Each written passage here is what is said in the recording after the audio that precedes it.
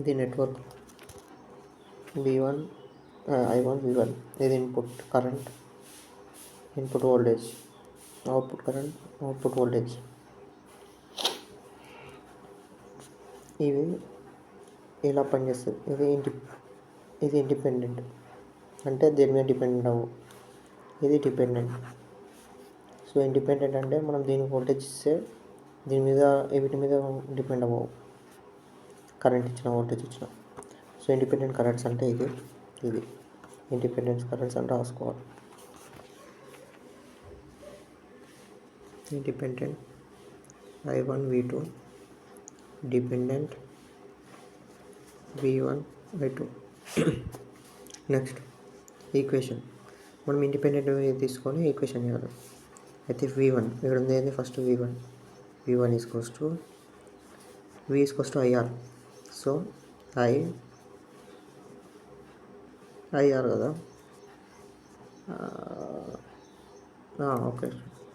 V1 equals to IR, but R లేదు మనకి.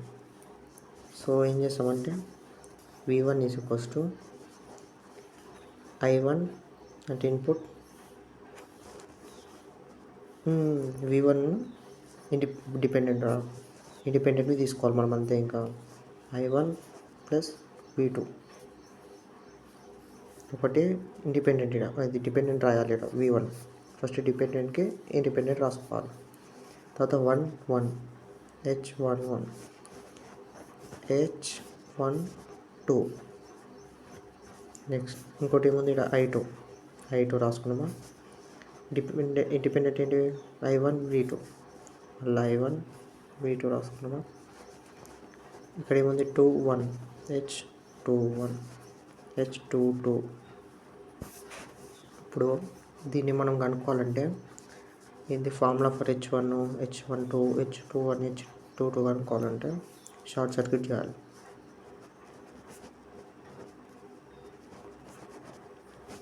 Short circuit output, ఇది షార్ట్ సర్క్యూట్ చేస్తే 0 అయిపోద్ది. I2 V2 0 అయిపోద్ది. ఇప్పుడు V2 ఈక్వల్స్ టు, ఫస్ట్ మనం ఏంది ఇండిపెండెంట్ కదా, V2 ఇచ్చేస్తాం మనం ఫస్ట్. దీనికి I2 అలానే ఉంటుంది, ఇండిపెండెంట్ కరెంట్ కాబట్టి V2కి 0 అయిపోతుంది. అంటే మనం ఇచ్చేది I1 V2కి ఇస్తాం ఏది ఉన్నా సోర్స్. అప్పుడు ఫస్ట్ ఈక్వేషన్ తీసుకోవాలి. ఫస్ట్ ఈక్వేషన్ తీసుకొని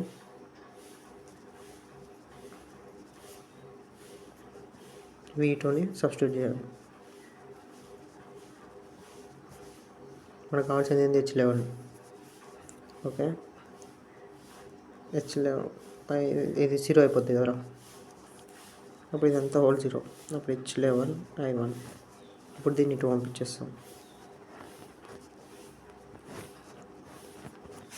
V1 input current by input voltage అంటే IV. R ఎప్పుడు వస్తుంది, ఇది రెసిస్టెన్స్కి వస్తుంది. R equals to IV, V/I కానీ I/V అని. సారీ, V/I వస్తుంది, ఇది 2 అవుతుంది కదా. V/I అంటే R. అప్పుడు ఇన్పుట్ రెసిస్టెన్స్ ఇది. తర్వాత I2. మనం ఇప్పుడు ఇంకా సెకండ్ ఈక్వేషన్ తీసుకోవాలి. ఫస్ట్ ఈక్వేషన్ అయిపోయింది, ఇప్పుడు సెకండ్ ఈక్వేషన్. V2 0 పెట్టాం.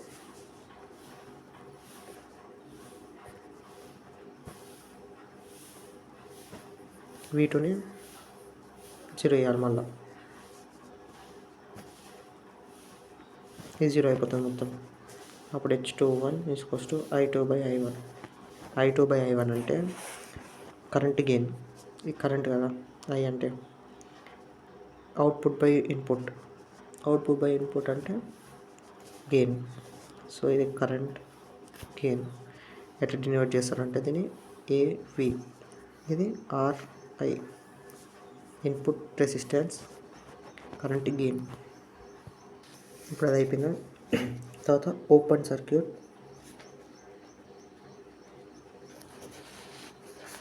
ఇన్పుట్ ఓపెన్ సర్క్యూట్ చేస్తే I1 0 అయిపోతుంది, ఎందుకంటే దీనికి మనం సప్లై ఇచ్చేది. సో 0 అయిపోద్ది. అయితే I1 ఈక్వల్స్ టు 0. అప్పుడు మళ్ళీ ఈక్వేషన్ 1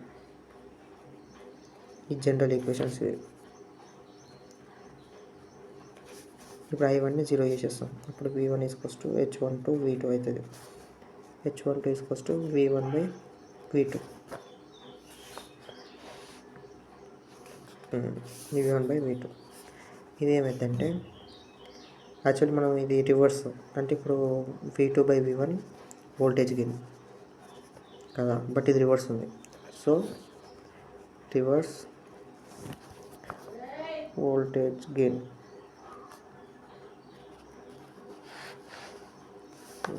నెక్స్ట్ ఇంకోటి I2 = H21 I1. ఇంకో ఈక్వేషన్. ఇప్పుడు సేమ్ I1ని 0 చేసేస్తాం.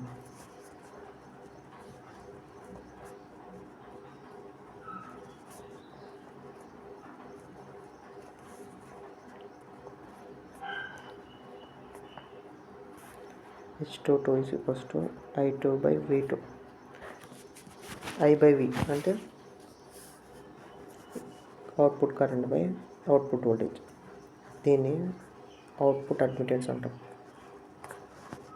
అడ్మిటెన్స్. ఇప్పుడు అయిపోయిందా? ఇప్పుడు సబ్స్టిట్యూట్ చేయాలి. ఏంటి ఈ ఫార్ములాస్లో, జనరల్ ఫార్ములాస్లో సబ్స్టిట్యూట్ చేయాలి. I1 = H11 V1. I1 + H12 V2. I2 = H21 I1 H22 V2.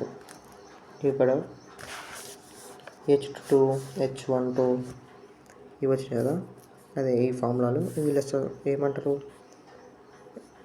H12 అంటే రివర్స్ బయాస్. సో వీటికి రాసుకోవాలి. అంటే ఇప్పుడు H11 H12 అనుకోవాలి, తర్వాత H21 H22 అనుకోవాలి. అయితే H11 మనం ఇంతకుముందు H11 ఏమొచ్చింది, H11 ఇన్పుట్ రెసిస్టెన్స్. అంటే H ఇన్పుట్లో I first letter, input resistance. ఇక్కడ H, ఇక్కడ I అయిపోయిందా. H12కి ఏమొచ్చింది, reverse voltage gain. Reverse voltage gain HR. First letter H, ఇక్కడ ఫస్ట్ లెటర్ R. HR. తర్వాత H21 ఏమొచ్చింది, కరెంట్ గెయిన్ వచ్చింది. అయితే దీన్ని ఫార్వర్డ్ కరెంట్ గెయిన్ అంటాం, ఎందుకంటే కరెక్ట్గా ఉంది కాబట్టి. దీన్ని రివర్స్ వోల్టేజ్ గెయిన్, ఎందుకంటే ఇది ఉల్టా ఉంది. V2/V1 కదా, బట్ రివర్స్ ఉంది. అయితే ఇది ఫార్వర్డ్ కరెంట్ గెయిన్. HF ఉంది కదా ఫస్ట్ లెటర్. ఓకే. తర్వాత H22 ఏంది, output admittance. Output admittance H0 అంటే H0 HO. వీడికి అయిపోయిందా. ఇవి తీసుకొని ఇలా సబ్స్టిట్యూట్ చేయాలి. ఏంది, H11లో HI, H12లో HR, H21లో HF, H22లో H0.